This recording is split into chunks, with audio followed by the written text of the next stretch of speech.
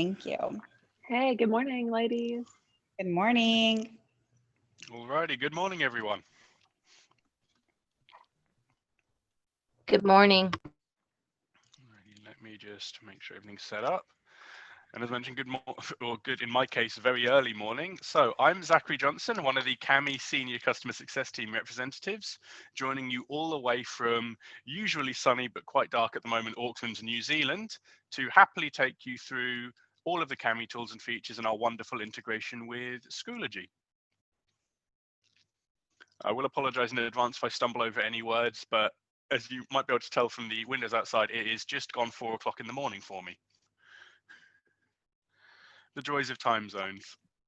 But I'm here to happily answer any questions you have about CAMI. So just to kind of give the overview, just in case anybody hasn't had a chance to play around with it yet, CAMI is a PDF and document annotation tool designed to make PDFs interactive in the classroom for both teachers and students. So we provide a wonderful suite of tools for teachers to mark up, annotate, and prepare documents and PDFs for their students ahead of time. So adding audio, video, any kind of comments, drawings, images, whatever we need to. We then give those same tools over to the students to give them all the options they might need for completing their work, as well as our integrations with Google Classroom, Canvas, and the topic for today, Schoology, to make assigning files out to them as easy as possible. So the way that I'll be running through this is I have a Schoology teacher set up in the background and a Schoology student. I'm just going to have to quickly log one of my windows out because I've just realized I signed in as the student on the teacher window by mistake. But I'll start off on the teacher side.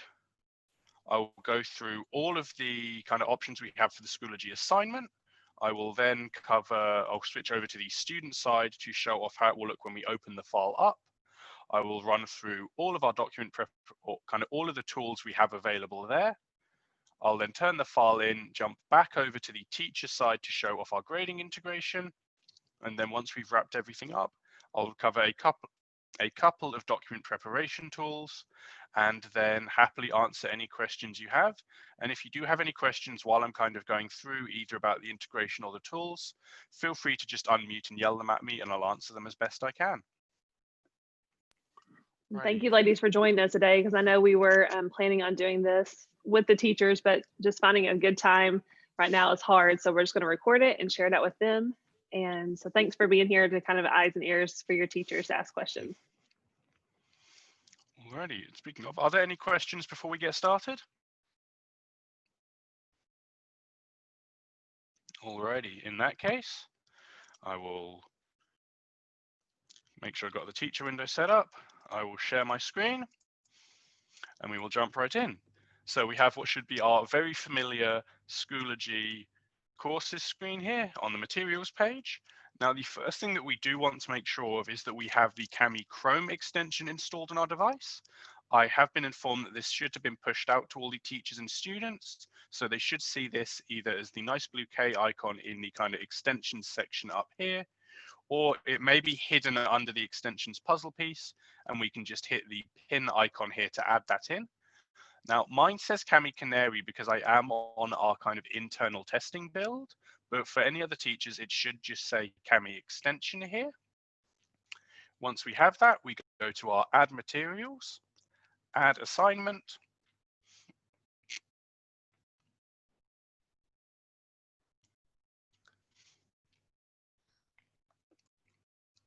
wait for it to load because it's apparently decided this morning really needs to be a slow day.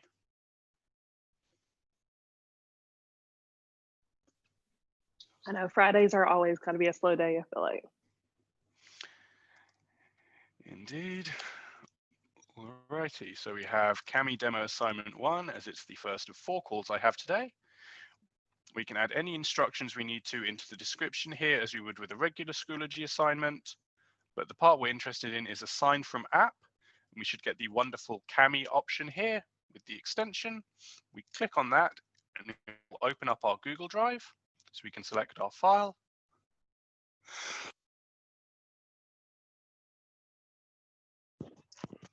Sorry about that.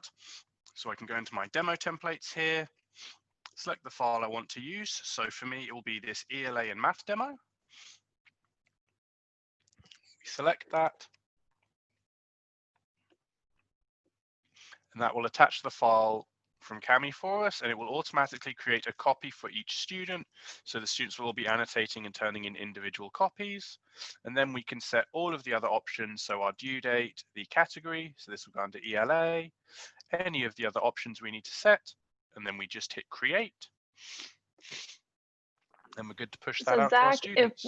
if we have courses linked here, I know with Google Drive assignments, like if they copy an assignment to other courses, they have to go in and attach that Google assignment to every course. Is that the same with Kami, or that when you copy it to a course, is it attached that actual document to every course? I'm not sure because I've only got one. I think I've only got one course set up. So you mean when you copy the assignment over, does the file stay attached? That's correct. That was the question. Because I know with Google, they do not, they have to go back. But so I'm going to talk to the teachers about linking their courses this year. And that way it's all under essentially one, so they don't have to worry about that. But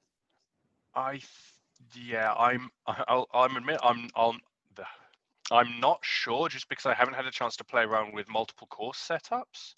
That might be something once I've gone through the demo, I'll just have a quick play around with, and then I can send that information through with the recording. sounds great. Alrighty, but we can see we have our demo assignment 1 set up now. So I'll jump over to my student side here. Just refresh this so that the assignment actually shows up.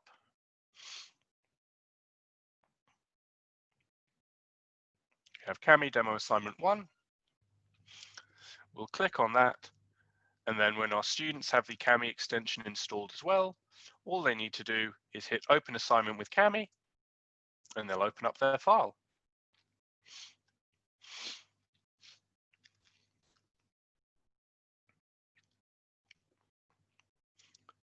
See, we're going to open up the document. It's going to import from Schoology.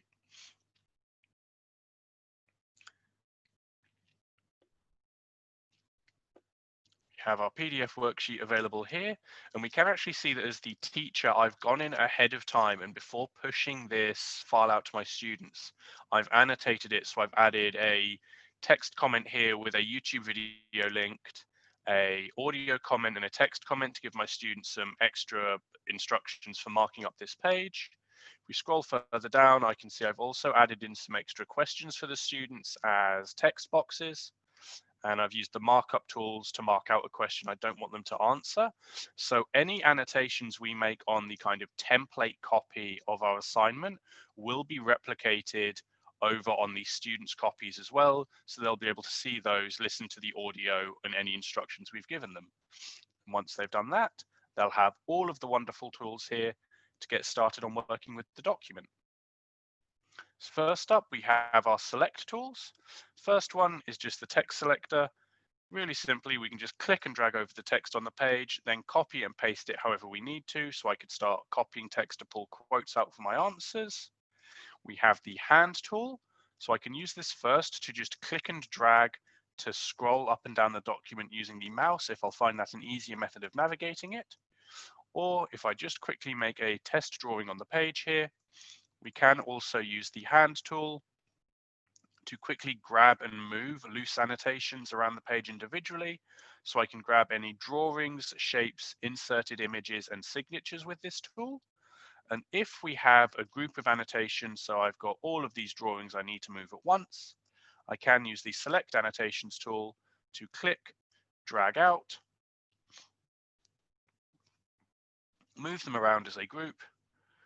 I can also use this to batch change the color, line thickness, and transparency of my drawings, as well as copying and pasting them if I need to quickly replicate the annotation series somewhere else, or to move them between pages we do have to copy and paste them across.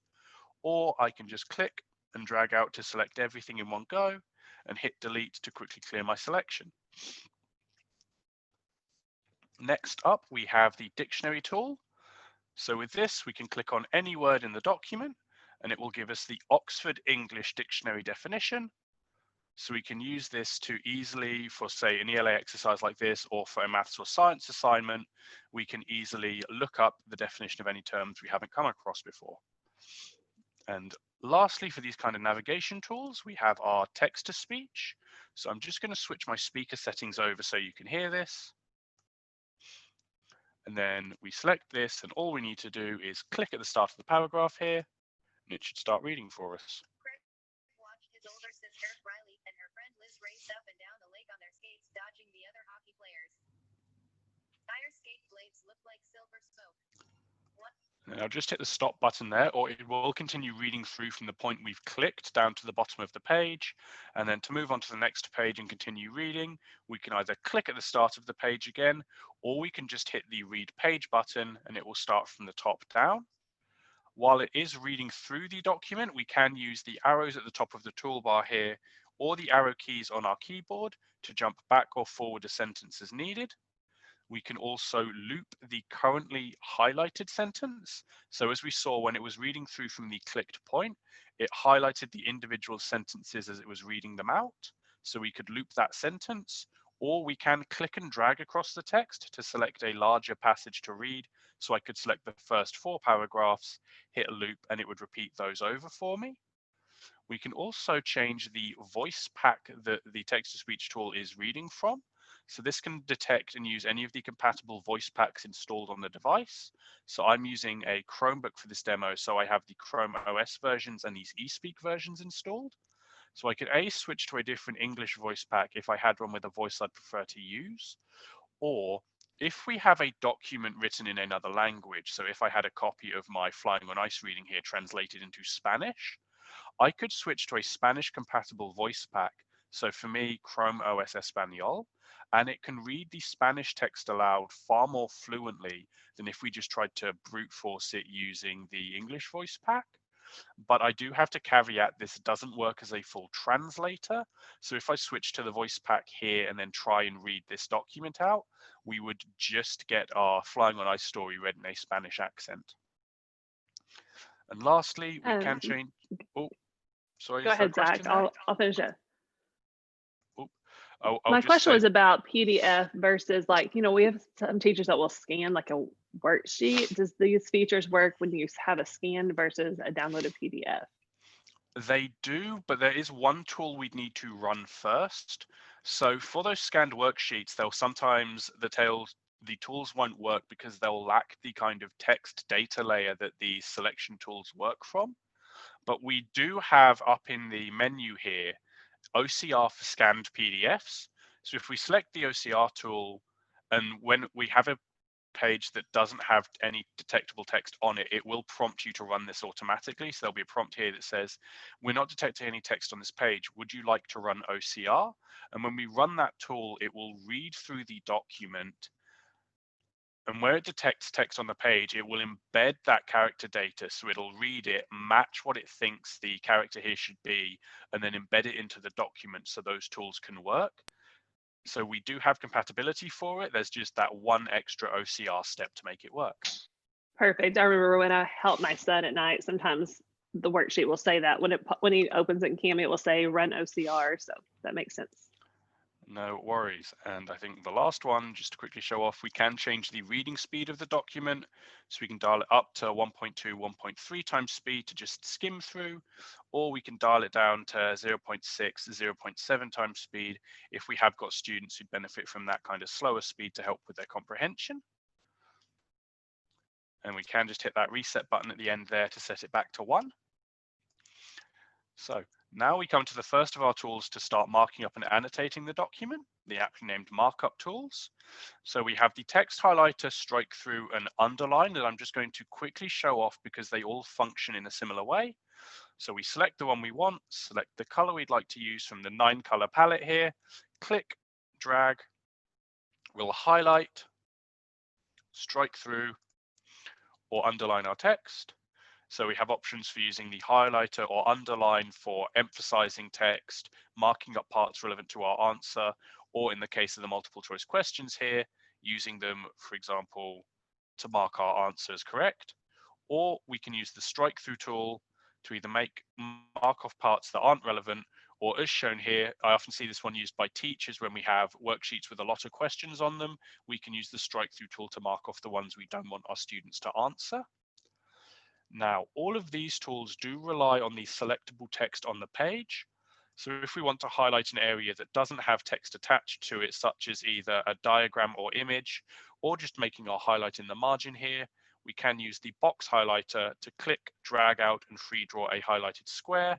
And this also works nicely if we just want to quickly highlight, say, half of the annotations on the page.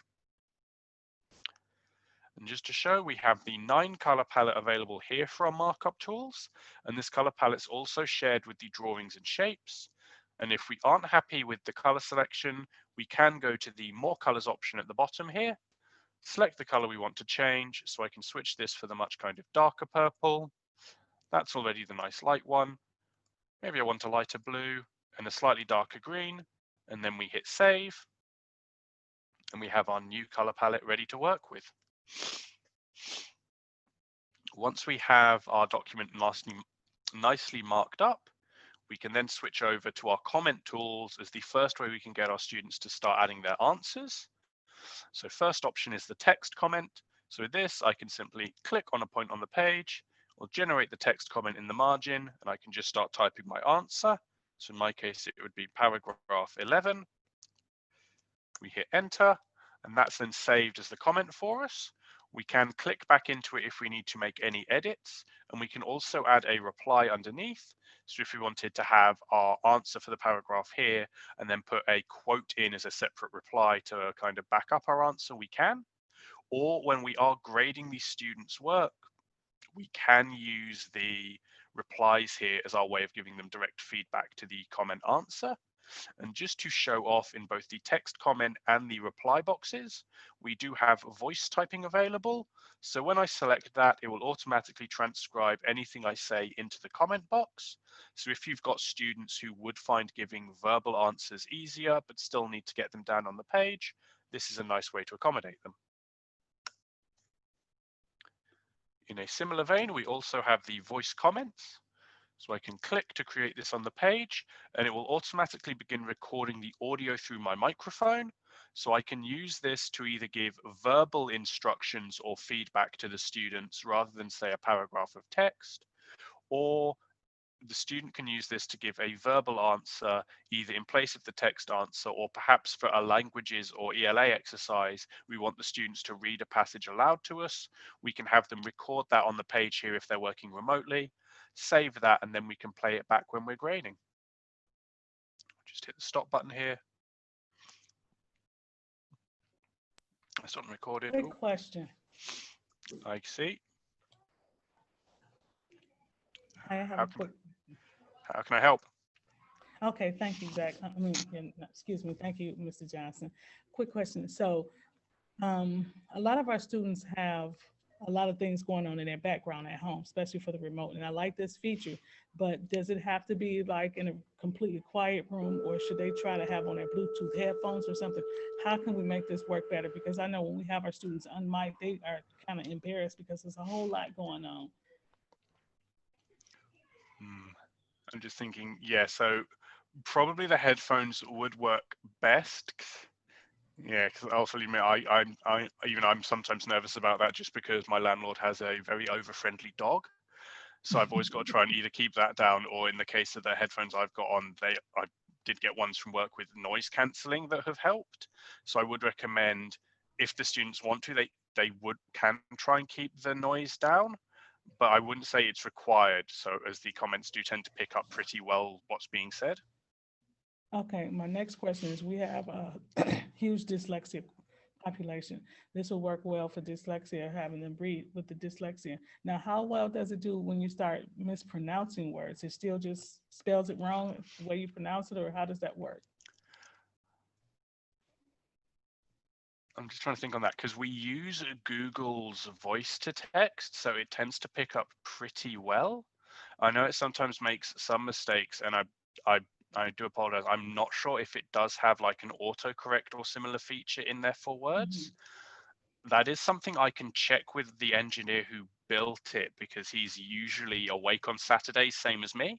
So I can ask him, and again, that's something information I can follow up with in the email I send the recording through with. Okay, yeah, I'm just wondering because I thought that would be a great tool, because I've never seen that for our dyslexia students, so in our, as well as our Spanish students. All right, No Viola, worries. thank you. No worries. Apologize. I'm just going to quickly.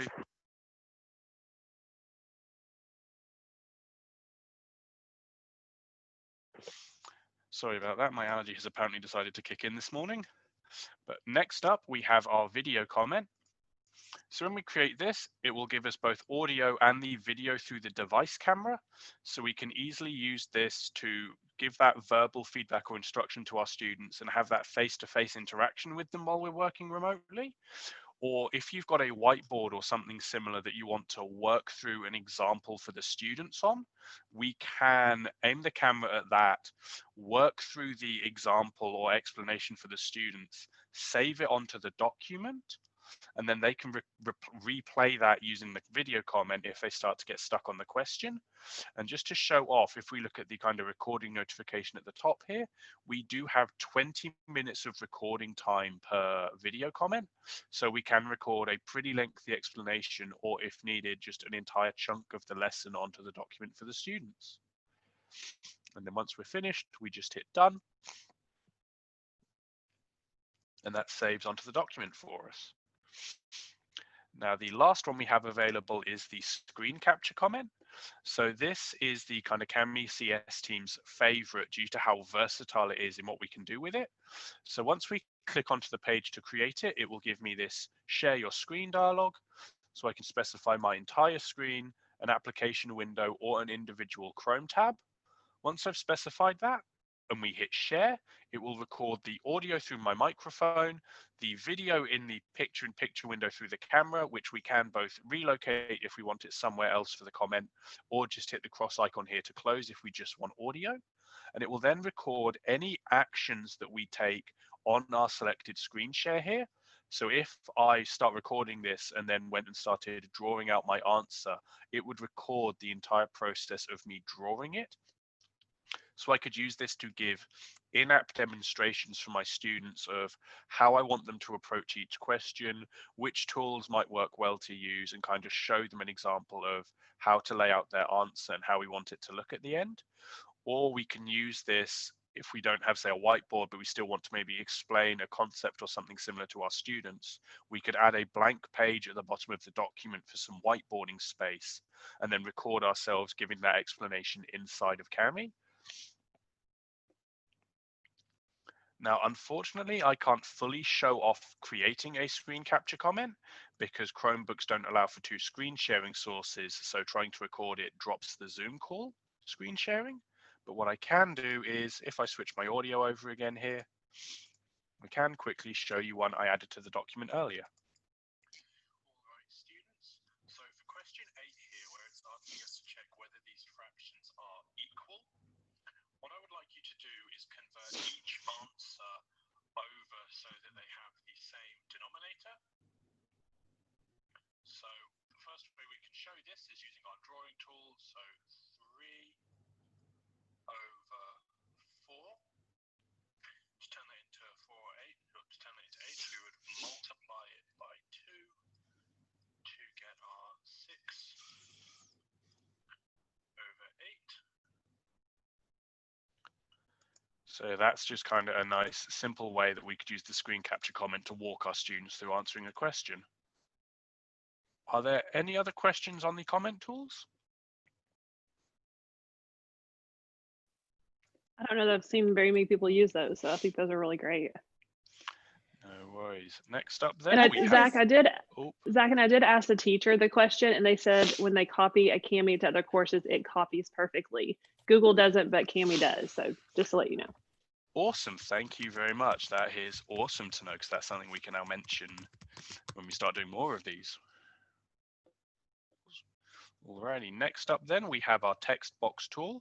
So as we can see, all of our comments populate in the right-hand margin of the page without being directly on the document. If we want to add our text onto that, we select our text box tool. We can then resize the text box using the dots in each corner and then start typing our answer. So in the case here, our question is, would you like a little brother? Yes, I would. So we can add in our answer here. And now that we've created the text box, we can see we have this text box toolbar at the top of the screen. So this gives us all of our formatting options. So font type, size and line spacing, as well as all of the standard text emphasis and color options, and our ability to change the background color of the text box. So we can have our answer stand out on the page, or we can maybe match the color we use here to the color we've used for our markup tools, so we can easily see which kind of highlight relates to which question. We have our subscript and superscript options, our numbered lists and bullet points, as well as the indent options for those if we need to set up tiered lists. We can change the line alignment within the text box, as well as adding in hyperlinks if we wanted to link a YouTube video or article for the students. We have our formula tool, which I will jump back to in a moment as it's a subset of the equation tool. So those are kind of nice to show off together. We do have emojis available, as we know some teachers do like to use these for grading, particularly with maybe the younger students. But this is also a feature we can switch off either for individual accounts or on a domain-wide level if you do find you've got students who are just playing with these rather than doing their work. We have the reset formatting option. If we need to quickly set the text box back to the original defaults, which is just basically Times New Roman, 14 font size and no fill color. And then lastly, we have got the same voice typing available in the text boxes as in the text comments. And if we go over the size limit when we're either talking or just typing regularly, the text box will expand automatically to fit our text. And lastly, we can rotate the text box around. So if we need to say add titles to axes, we can easily line it up with the y-axis as needed. We then have our equation tool. So if I scroll our way back down to the original question 8 here, the equation tool is a specialized text box designed for our maths and science use cases. So once I've created that on the page here, we have the insert symbols button here. When we select this, it gives us all of our standard mathematical symbols. There's a few of the scientific ones, and we do have music notes available, and music paper is one of our blank page options that I'll show off in a bit. But for our conversion here, for example, we can use this. So select our fraction, we get 3/4 multiplied by 2 equals, that back in, and we get our 6/8. Which does not equal 4, and we can just use the slash key on our keyboard to quick insert the fraction, so 4/8. So we can see we can use this as a way of typing out our math working if we would prefer to type it rather than using the drawing tool as, say, a handwriting tool. So we can type this out, and these symbols here give us a lot more options for the type of math working we can display rather than just free typing it into the text box. So I can use it for simple single line problems like this, or just demonstrating, say, rough equations. So V equals d/t, for example. We could add that in and build a formula sheet for our students for a science question or exercise. But the one limitation is we can't add multiple lines of working inside of a single equation box. So that is when we would go back to the text box here. So if I scroll down, we see we have a velocity question here. So it rolls down a 1 meter slope in 2 seconds. So if I create our text box here, expand it out so I have some nice space to work with, and select the formula tool, this adds our equation box inside of the text box. So we now have our math toolbar with our font size, or well, font size and color options for the math box independent of the text box. And then we have the symbol palette here with all of the same symbols we'll have under the equation tool. So for our physics example here, we know our formula would be V equals d fraction t. I can then use the arrow keys or click out of the equation box to move back into the regular text box, drop down a line, recreate our formula box on the next row, V equals 1m/2s. Exit the formula box again, down one line, one last box, V equals 0.5 meters per second. We can hold Shift 6 for our exponent to the -1. And now we have all of our working for that question organized in one text box, so we can easily move them around as a group if we need to, say, find some extra space for more lines of working. It still looks nicely displayed and it lines up nice and neatly, whereas we'd have had to do this with 3 equation boxes otherwise. Any questions on the text and equation tools?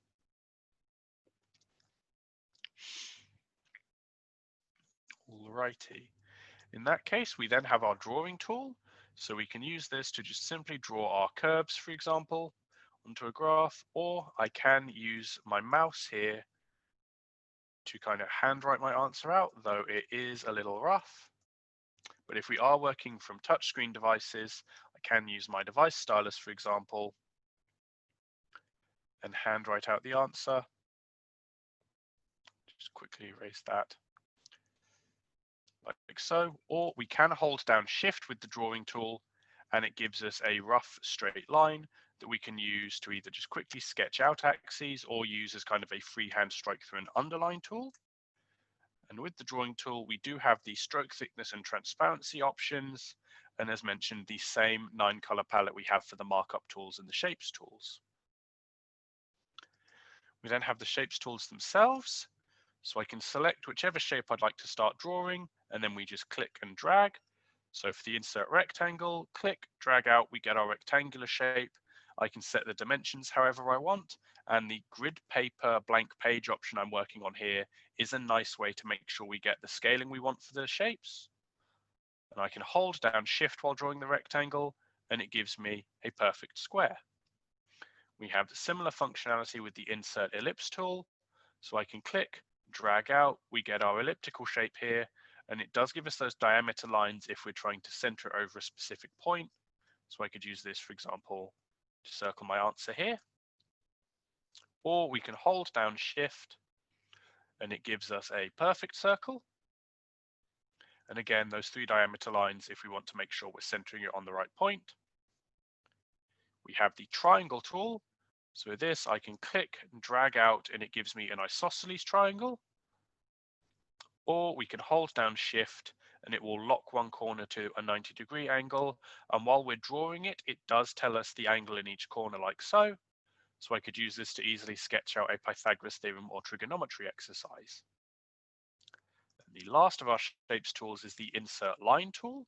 So with this, we can click, drag, and we get our far more accurate line than the one that we had through the regular drawing tool.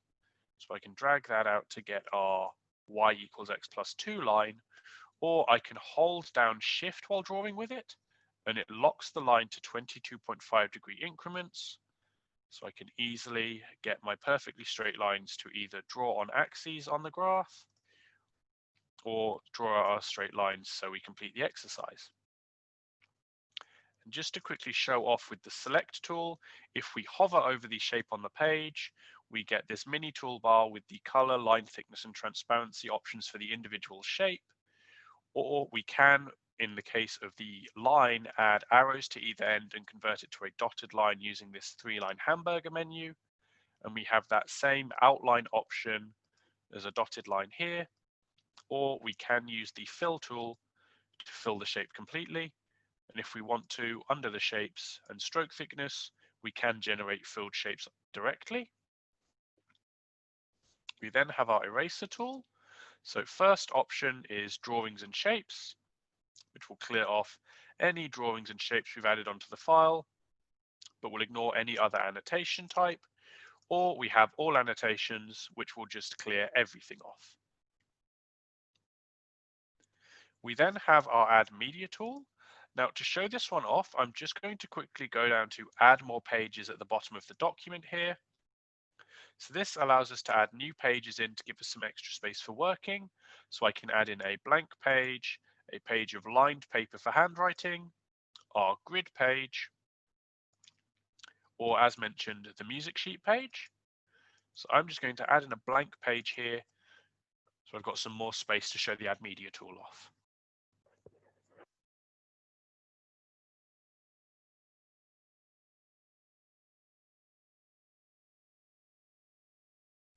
I do apologize about that.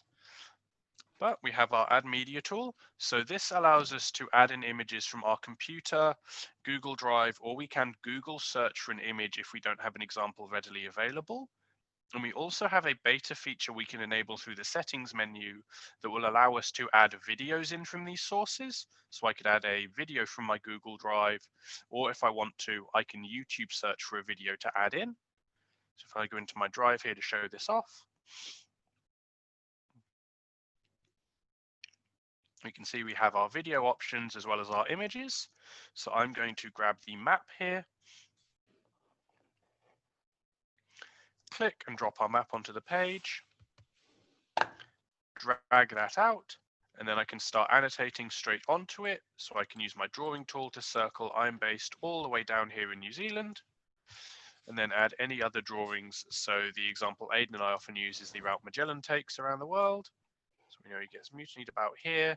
And then this is the part I'm never sure if I'm drawing correctly. Background and up. And then if we need to make any corrections, we can use the drawings and shapes option to change our drawing without deleting the underlying map. If I go to my shapes, I can easily circle New Zealand. Or just to show it off, if we wanted to add in a video, we can find our video. So if I search for Cami, you can go, what is Cami here? Loads our YouTube video. We hit insert and we can drop that straight onto the page. So our students just need to hit the play button and they can play it inside of the document. And the last tool we have under the Add Media is our stickers. So these are the wonderful stickers our Cami creative team has put together. So we have all of our kind of standard ones we might want for marking and our subject specific ones, as well as our kind of seasonal ones available at the top here. So I can just easily drop those in if we wanted to use them while grading. And the last tool we have here is our signature tool. So this allows us to add in a signature to sign off on the work, either as the teacher when we're finished grading it, or maybe as the parent to say, yes, my student's done it, or my child has done it. So we can upload an image if we have a scan or photo of our signature readily available. We can draw the signature straight onto the device if we are working from a touchscreen one like my Chromebook here, or if we just want to draw it with our mouse. Or if that doesn't work, but we do have a smartphone or tablet handy, we can email a link to that device, draw the signature there and upload it back into Cami. But I'm just going to draw mine straight onto the page here. I do apologize for my handwriting. Draw that in, hit upload, scroll down to the bottom of the list to get our new signature here, hit insert, and click and drop that onto the page. And just to show off, if we need to quickly reinsert the signature because we're, say, signing off on each question, or we need to sign off on multiple students' work in one go, rather than having to go through that menu each time we want to add it, if we hover over the signature tool option, it gives us this quick select of the last two items we've loaded through the tool. So I can use this to quickly reinsert the signature as needed. Or if we have something like, I've used the kind of duckling image from my drive as an example, but if we have a stamp, Bitmoji, or even a tick or cross mark that we want to use when we're grading, we can upload that into the signature tool using the upload image option, and then use this quick select as kind of a custom stamp tool to quickly insert that as much as we need. Quick question, Zach. Yes. Okay, I'm going to go back to the video. I tried to catch you, but you kept going. The Add Media. And this is also for Rachel or you, either one of you. How difficult is it for them to make a video on a Chromebook, or do they need to make it with their phone? So you mean as in how difficult is it to like create the video to add in themselves? Yes, sir. I'm just trying to Because I'm think. just wondering, everybody has different types of cell phones. So how easy is it to add a video that you've already created, add it to that? If it's saved into if they can save it to Google Drive, it's really Okay. easy to add in because we can select it from Drive. So I could select one of these screen recordings that was an attempt at, I think, one of many attempts to try and replicate a bug. So they can add it in from Drive there, or if they've opened Kami on the device they want to add the video from, they should just be able to add it from the kind of my computer / local storage option. So if they go ahead and make a video from their Chromebook, it'd be easier than sending it from their phone. Wait, if they've made it on their Chromebook, they can just attach it through the Chromebook local from the My Computer. So My Computer goes to the device local storage. So if they've made the video on their Chromebook, they'd attach it through the folder there. Or if they've saved it to Google Drive, they could attach it from any device they can access Drive on. Yeah, because I'm thinking the same thing. So they would use their camera feature on their Chromebook, and like Zach said, put it the file. Like my son, he has on his phone, we have his PCSSD email signed into it as well as the Google Drive for it. So if the kids have that, then they could add it quickly from their phone to their Google Drive. That's one option. But I don't know how much they want to use their phone at school. Right. Well, yeah, that was my next. Well, I'm thinking virtual right now. Well, yeah, you're right. But my question to you, Rachel, as well, is it difficult, especially since you have a son, that you would know, is it difficult to make a video on our Chromebook and save it? Not if you're just wanting to make a video like of just them, like where you're not doing the screen, where you're just doing like yourself, then you just go to the bottom right hand corner under their Explore, or I think it's Explore or something, I forget what it is. And then you'll just type in camera, and there's a camera app on the Chromebook, and they'll just use, instead of taking the picture, they'll just use the camera, and then when I hit save, it will save automatically to their Chromebook. So I had to play around with it and see, but I think it would work easily. But then also kids can do Screencastify, and that saves automatically to their Google Drive if it's something they're wanting to use, like record their screen. So those are other options. Okay, I'm just trying to think of giving some teachers some fun and creative ways to present work. Thank you. Yeah, and if the students are going to be creating it as part of the exercise, they could use the video comment tools. So all of these tools I'm showing off here are available to the students as well. So I know I threw kind of teacher specific examples out, but the student could very easily select this and then just record the video straight onto the document as well. I was thinking there was something built in. It's under comment. Okay, perfect. Yeah, now I see. Yeah. Okay, perfect. Thank you. No worries. And with that, I think we've gone through all of the tools. So all that's left to do now, we'll go back up to the top, is hit save and turn it in. Now we can see it's saved in our students Kami Schoology assignment folder.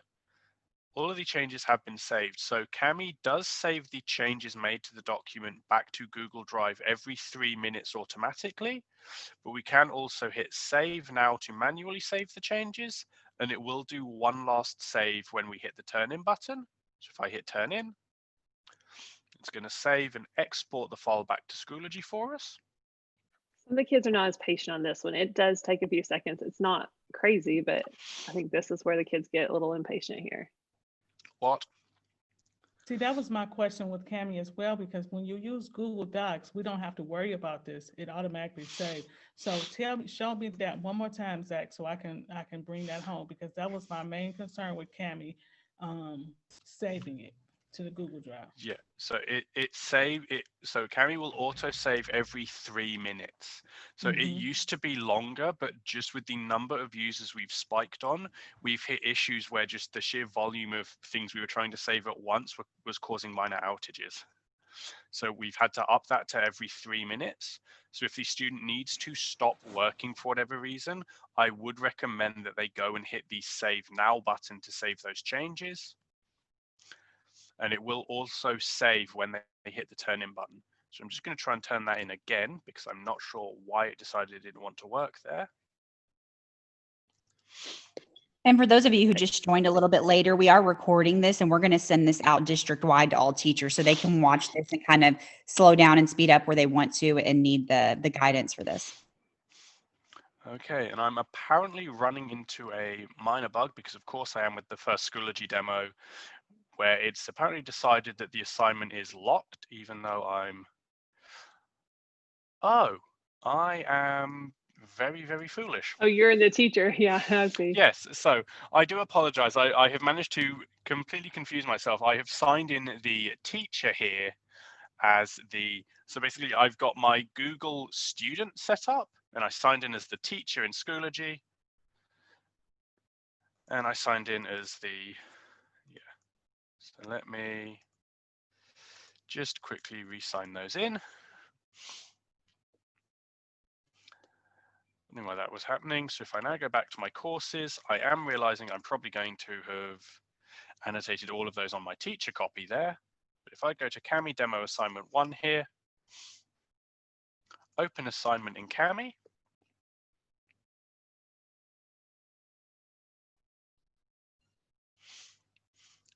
Okay, now when I hit the turn in button,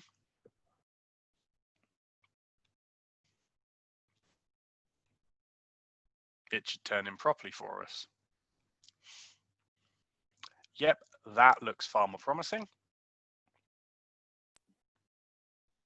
Yes, it's what we say every night. So that's what I was saying. The kids are sometimes impatient, but it does just take a few seconds. Yeah, But it works really well. Yeah, it is a little slow, so come on. There we are. So that's now been added. We have the open in Kami link here. I'll hit submit. So we have our assignment submitted, and now if I jump back over to the teacher side here and open the assignment up,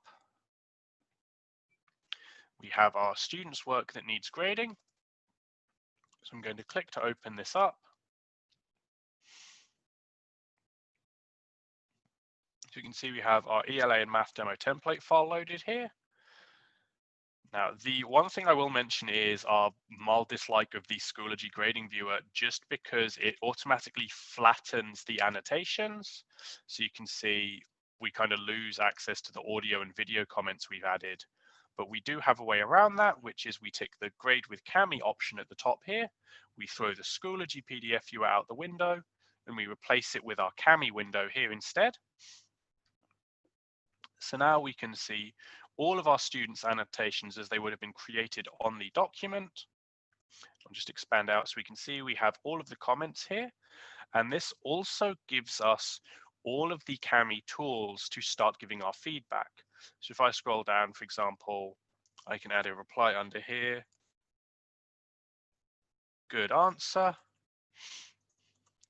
So I can add our comment in here. I can add comments of my own, so I could create a voice comment to give them some audio feedback. Go through, use our drawing tool as a red pen, for example. So tick for our answers here, and a cross for this one. Or actually, if they did answer that one correctly, it would be a cross for this one because they didn't answer it. Any other annotations, so I could go in, add my stickers, add any other annotations. So I'll just add one last sticker just to show it off quickly. Add in our signature to sign off on the document. And then we can simply return the grades to them.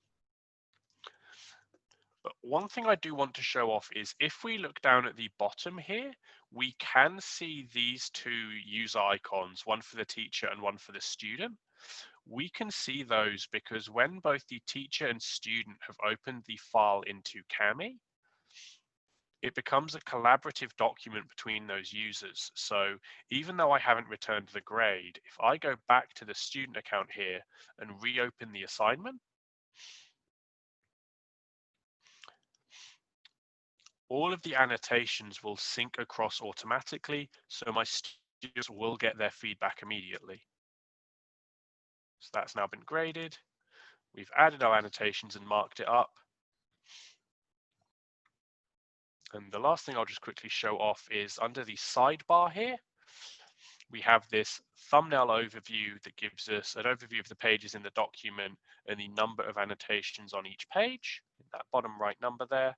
Or we have the annotation summary, and this gives us a full overview of all of the annotations on the document, the user that created them, the annotation type, which page it's on, and if we hover over it, it gives us the exact date and time it was created / last edited. So we can use this to get an idea of how heavily our students marked up the document, which annotation type they've used most, where they've focused their attention, and if they've kind of spent a lot of time on it, or if all of these annotations were just made 30 minutes before they turned it in. And just to show, if we have got a document that's been heavily marked up by both us as the teacher and the student, we can click on the user icon for that user at the bottom here. So I can toggle it off. So now I'm just seeing my students' annotations. And with that, I think I've pretty much covered the grading viewer. So I'm just going to quickly switch over to my Google Drive for the teacher here. So I'm in the Drive, in that demo templates assignment folder I grabbed our ELA demo from. But for the copy here, I'm going to right click and I get this annotate with Kami option when I have the extension installed. So when I select this, I can open the file into Kami, and this is how I would open it up to start adding my own annotations before pushing it out. All right, so you said if a teacher has a PDF in their Google Drive and they want to go ahead and do a few annotations on it before they assign it to students, they would right click on it, open with Kami. Is that correct? Yeah, yes, so it would be right click, open with annotate with Kami, or if they just want to start from Kami, we can click the extension here, and I can't show it off because of how my demo windows are set up, but clicking the extension will take them through to this web.kamihq URL, which will give them the options to open their files from their Google Drive or the computer, or if they want to build the assignment completely in Kami, we can just create from a new blank page and start adding our annotations there. So I've opened up our copy of the ELA and math demo template here. I can add any annotations I want, so I might just add a voice comment here just to give my students some instructions regarding marking up the document. That's then saved, and then we just make sure we save it back to our Google Drive. I like the verbal instructions, especially for the littles, like because we have anywhere from kindergarten, to 12th grade using it. So those verbal instructions are good. No worries. And one kind of random use case for the audio comments I'll throw out, just because it's one I hear a lot when it comes to the younger students and kind of the text to speech tool, because that can come across as a little robotic. There isn't a limit to the number of these audio comments we can add to the document.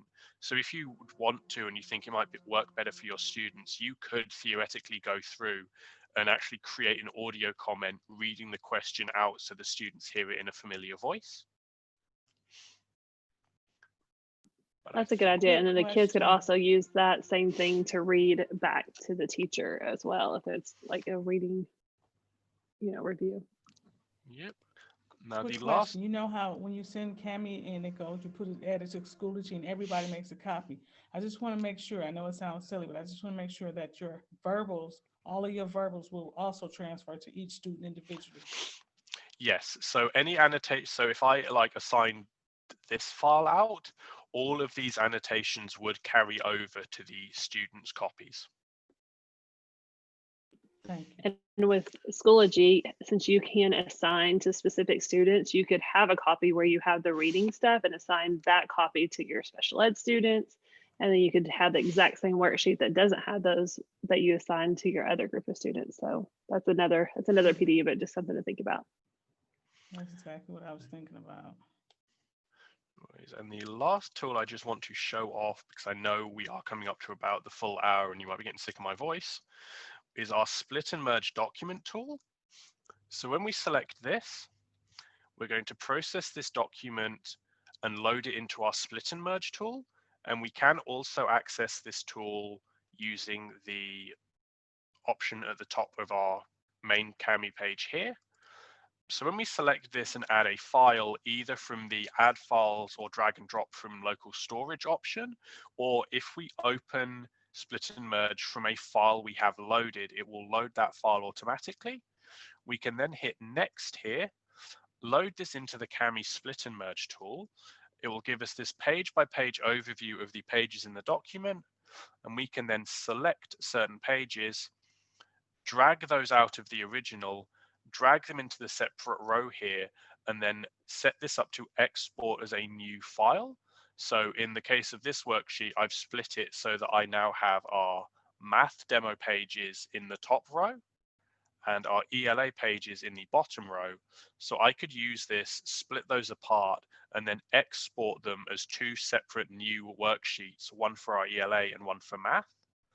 or if we have an entire textbook saved as a PDF and we want to maybe assign a chapter out to the students to read and annotate, we can pull that chapter out here, break it apart, and basically use split and merge to just pull larger PDF resources out into smaller kind of bite-sized chunks for our students.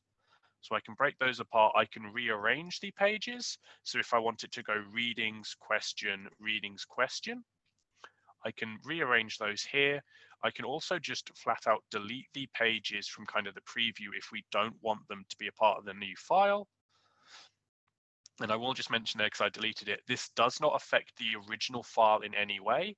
So I still have the copy of ELA Math Demo in my drive. This is just kind of a preview of what the split/merged files will look like. And then when we export it, it makes a new copy of each page in that new document. But we can split our files like this, or we can go to the merge mode, select a new file from our Google Drive. So in my case, I'm going to grab one of our Scala IBIS readings here.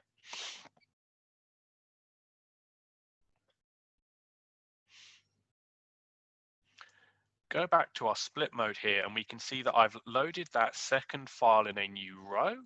And I could now grab pages. So I could grab the 1st, the 18th, 17th, and the 14th page, or 16th in this case, drag those up, and I can then merge them into another row to make my own custom resources.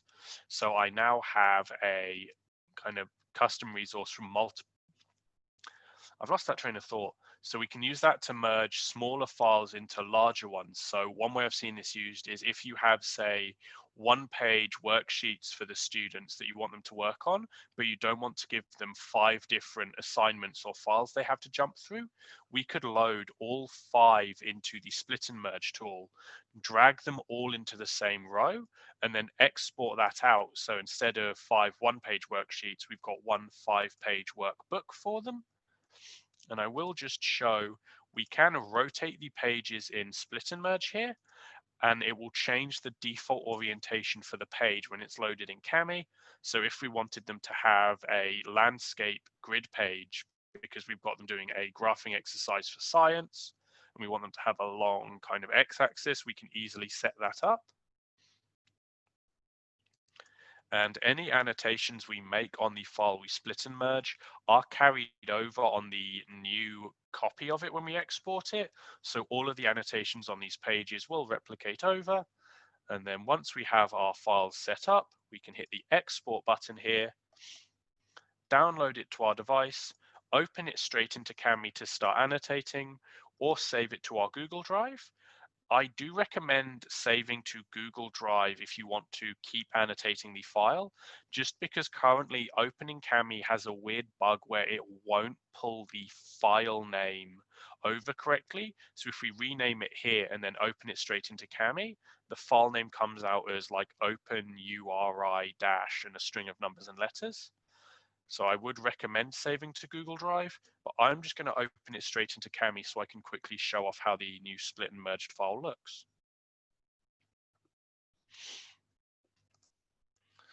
So opening our split and merged file into Kami here, we can see we now have our flying on ice.